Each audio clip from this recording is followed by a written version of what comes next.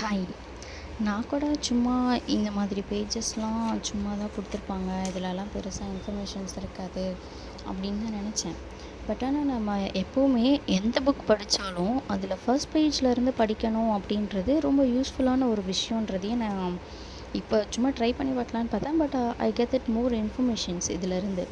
So இப்போ first நம்ம ஒரு எக்ஸாமுக்கு படிக்கிறோம் அப்படின்னா அதில் அந்த எக்ஸாமில் கொஷின்ஸ் எந்த மாதிரி இருக்கும், அந்த கொஷின்ஸ் வந்துட்டு எப்படி செலக்ட் பண்ணணும், எப்படி வந்துட்டு அதை செலக்ட் பண்ணக்கூடாது, எந்த மாதிரியான ஆப்ஷன்ஸ் எல்லாம் நம்ம எலிமினேட் பண்ணணும், எந்த மாதிரியான ஆப்ஷன்ஸ்லாம் நம்ம வந்துட்டு எலிமினேட் பண்ணாமல் கரெக்ட் ஆன்சர்ஸ் எப்படிலாம் கண்டுபிடிக்கணுன்றதுக்கு நிறைய ஸ்டெப்ஸ் வந்து இதில் கொடுத்துருக்காங்க.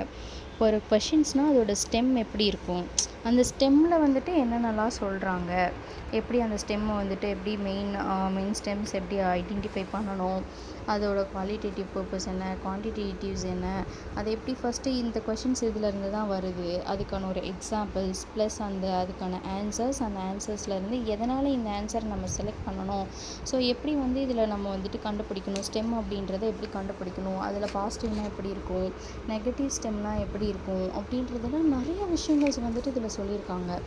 ஸோ எக்ஸாமுக்கு ப்ரிப்பேர் பண்ணுற நீங்கள் ஒரு புக் வச்சு பண்ணுறீங்க அப்படின்னா டெஃபினட்டாக ஃபஸ்ட் பேஜ்லேருந்து ஸ்டார்ட் பண்ணுங்கள். ஃபர்ஸ்ட் பேஜ்லேருந்து என்ன இன்ஃபர்மேஷன் சொல்கிறாங்க, எதை பற்றியெல்லாம் சொல்கிறாங்க அப்படின்றது எல்லாத்தையுமே நீங்கள் பார்க்கணும்.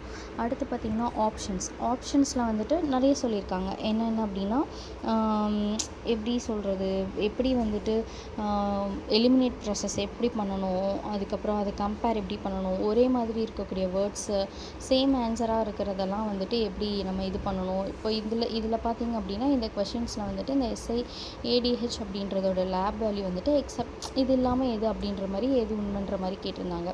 ஸோ இதில் வந்து பார்த்திங்கன்னா ஏபியும் ஏவும் வந்து பார்த்திங்கன்னா சேம் ஆன்சர் தான்.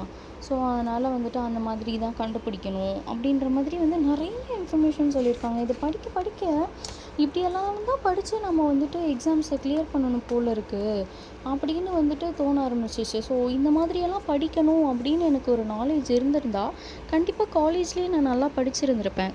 காலேஜ் படிக்கும் போதெல்லாம் வராத ஒரு நாலேஜு, வராத ஒரு விஷயம், தெரியாத ஒரு விஷயம், இதெல்லாம் பெருசாக யாருமே சொன்னது கிடையாது. சும்மா கிளாஸ்லேயுமே லெக்சர்ஸ் வந்துட்டு கிளாஸ் எடுப்பாங்க. அவங்க வந்துட்டு இதுதான் இம்பார்ட்டண்ட் கொஷின்ஸு, இந்த சப்ஜெக்ட்லேருந்து இப்படியெல்லாம் கொஷின்ஸ் கேட்பாங்க, இப்படியெல்லாம் ரெடி ஆகிக்கோங்க அப்படின்ற மாதிரி தான் இருக்கும். இவ்வளோ டீட்டெயில்டிங்காக தான் படிக்கணும் அப்படின்றதையே இப்போ தான் நான் கற்றுக்குறேன். இப்போ தான் ஃபஸ்ட்டு ஸ்டெப்பை இப்போ தான் எடுத்து வச்சுருக்கேன். பார்ப்போம்.